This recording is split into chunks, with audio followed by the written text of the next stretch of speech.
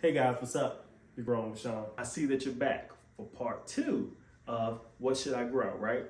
So we're going to be talking about our trailing rack over here. That's our philodendrons and our pothos, and there are many different more, but we're just talking about those two specifically. We're just going to talk about the cost of them, the maintenance of them. That's pretty much, after you know those two things, you're pretty much good to go. So let's just go ahead and start into cost. The price, you're not going to get much cheaper than these. These are pretty much your basic starting plants. And they're so forgiving. I know I talked about last week about how monsteras are forgiving, but they was placed behind these guys. Listen, you can forget about these plants for about a week, 2, sometimes maybe even 3. They'll dry out, they'll look real frail, and I'm not suggesting that you do this, but usually with a good drinking of water and some proper care, like just moving it to a little bit of light, you'll be good to go. Now, you can't have a plant in a complete dark space, don't give it any type of water, then all of a sudden just submerge it in a whole lot of water and place it by the window, because then you'll probably put your plant to shock. Let's get into, when we was talking about price and about being affordable, oh, well, how much? Okay, so let's take a look at a plant. See, they're gonna get in the middle of. All right, so when we're talking about the prices, that's usually in regards to the sizes of what you can buy these plants in.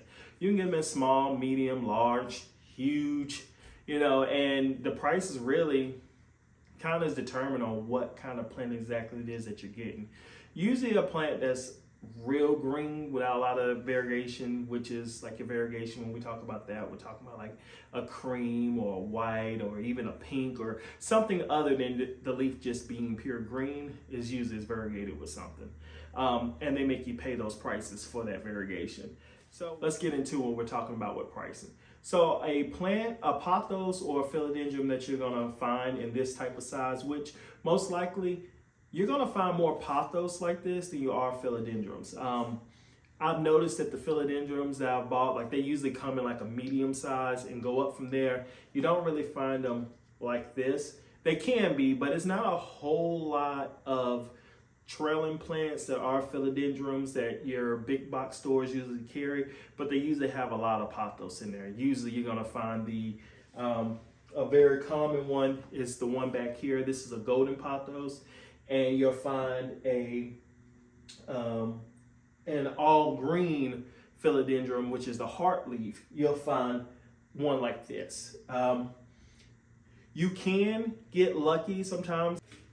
Sometimes when you're into your stores, you can find your plants like this, which could be a Brazil, a silver stripe, a Rio, whatever. This is a silver stripe. I do have a Brazil, and we'll talk about that for another video on how you can determine which one is what. A lot of these stores get these plants in and they'll mislabel them. They just give a general broad name. Before you know it, you might have bought a plant that isn't the plant that you expected to get. But most of the times, every plant that I bought from a big box store that's ever been mislabeled has came to a great benefit to me, because it's usually something cooler than what I thought that I bought. Back to pricing though, sorry. Getting you a pothos around about this size from a store is gonna range anywhere between $5 to $8. This one was $6 for me. And this plant right here will eventually become a size of this plant or this one over here. And pothos, they grow really fast. And you don't have to worry about watering them as much. Just make sure they have some good lighting and they're good to go. Yes, they can be grown in low light. It's not suggested. Next, we're talking about a size of, I'm sorry, I didn't give you the name of this one. This one right here is a Marble Queen pothos. This one right here is a Mandula Mutant. This is one of those ones where I spent a lot of money on here. This one was about $75. This is also a pothos, so you can see they still look different.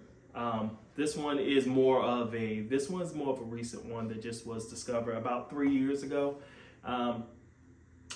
Difficulty, this is one of these plants where I would not recommend for a starting plant, just because with the all white leaves that's in here that it pushes, It can turn brown pretty fast.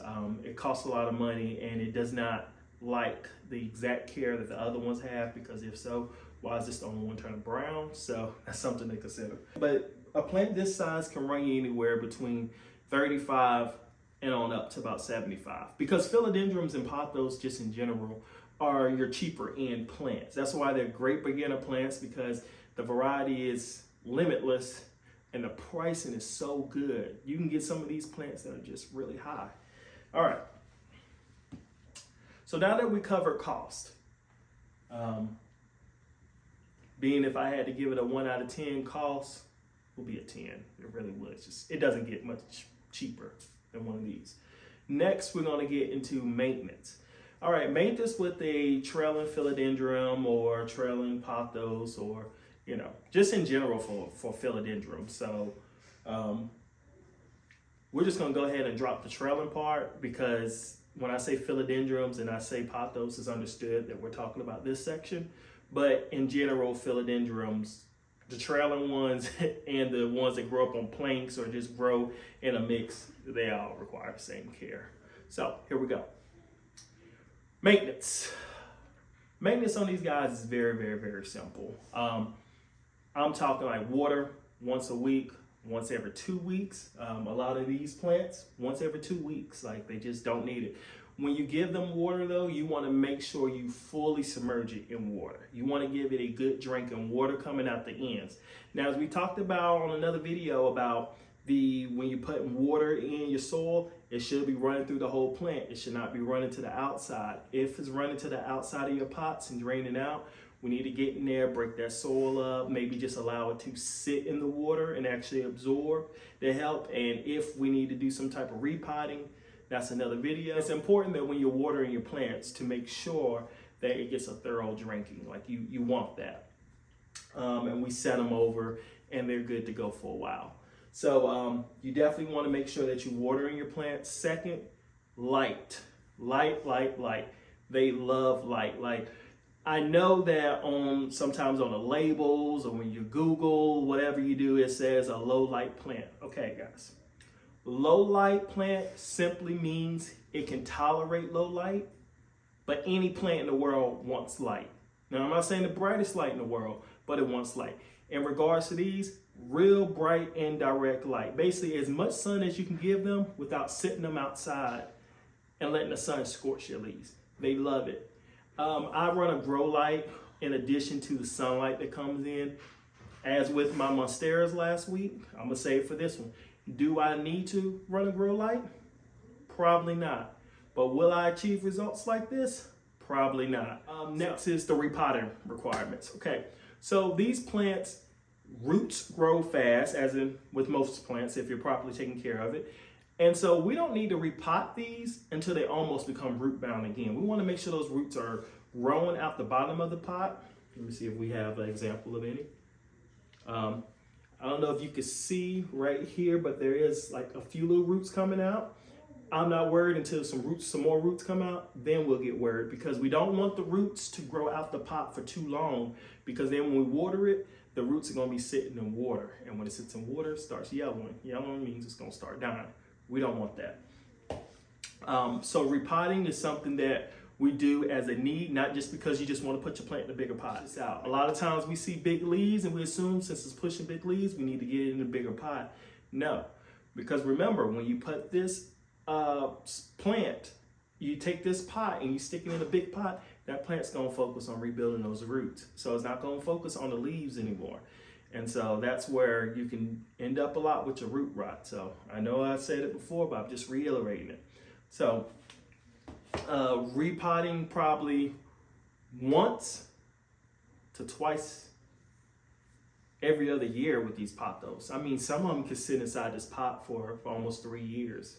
Some of them can. Again, it's all up to you. It's on how do you care for your plant. Some could be a slow grower, some could be a fast grower. That's up to you. So some questions that you may ask is, if I have a variegated philodendron, do I care for it differently? No, exact same care. If you start to see a little moisture, little water tips on the end of your plant is trying to get rid of the water. Basically, that just means you watered your plant, probably a little too much, and it's just its way of trying to get rid of it. Don't sweat it. Just don't water that plant for a while. Should I rotate my plants? It's completely up to you. Rotating is optional. Now, some people like their plants just to only face one way. Some people want the full 360. That's up to you on how you want to do it. It's your plant. You grow it the way you want to.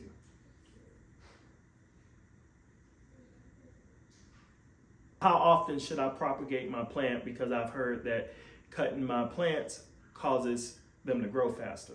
That is absolutely true.